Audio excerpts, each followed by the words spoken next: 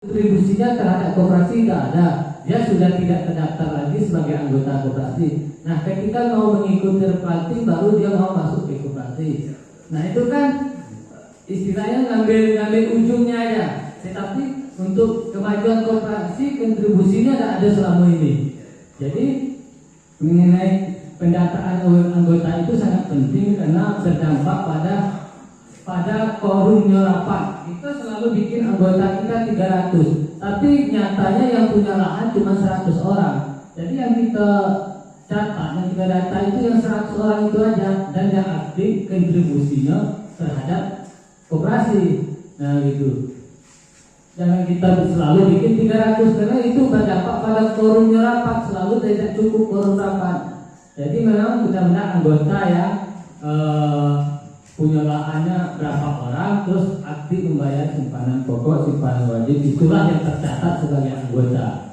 Nah, dan mengenai simpanan pokok, simpanan wajib itu sebenarnya kalau kita koperasinya oke, sekarang sudah sedikit pembukuannya sudah membaik. Karena yang bapak-bapak ketahui, simpanan pokok, simpanan wajib itu yang kita simpan itu duitnya tidak kemana-mana kalau pembukuannya tercatat dengan rapi.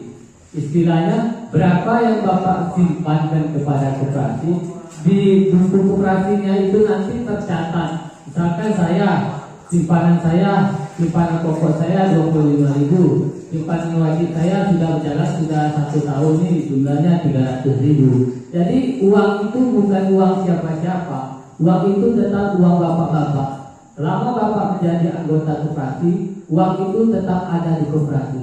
Kecuali misalkan lahan bapak sudah bapak jual dan bapak otomatis keluar sebagai anggota.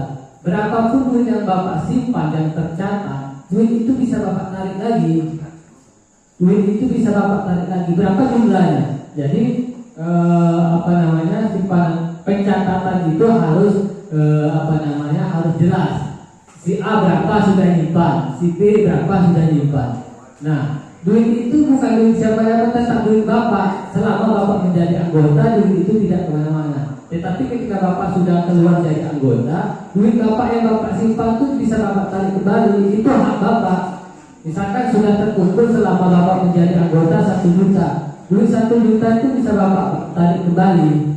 Nah, jadi untuk kedepannya pembukuannya itu harus jelas gitu. Misalkan si A bulan ini 2.000, bulan depan 2.000. Jadi setiap bulan pencatatan simpanan bapak itu jelas. Jadi setiap RAD setiap tahun, misalkan setiap RAD ini di sini dilampirkan nama si A, si B, si C, simpanannya sekian, simpan pokok sekian, sekian.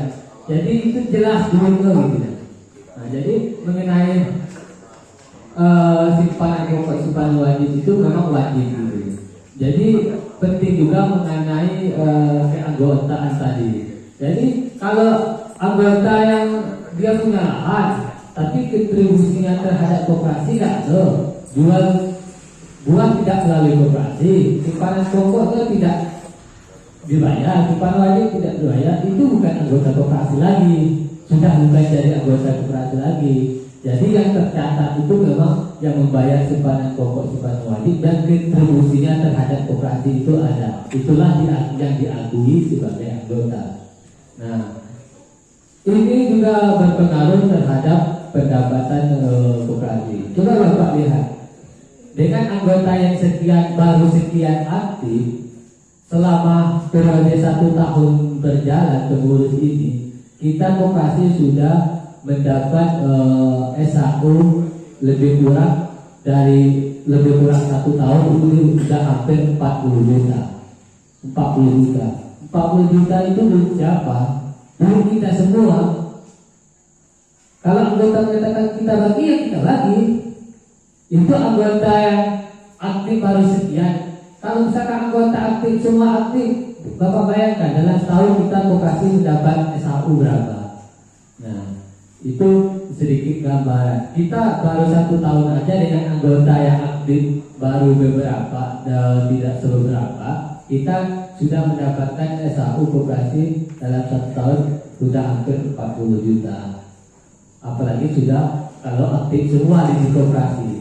Berapa penghasilan koperasi, SHU koperasi dalam 1 tahun? Nah, itu yang sedikit yang ingin saya jelaskan. Pertama, mengenai pendataan anggota itu sangat penting karena itu berdampak pada forumnya rapat. Nah, itu. Terima kasih. Lebih kurang mohon maaf dan saya akhiri dengan wabillahi taufiq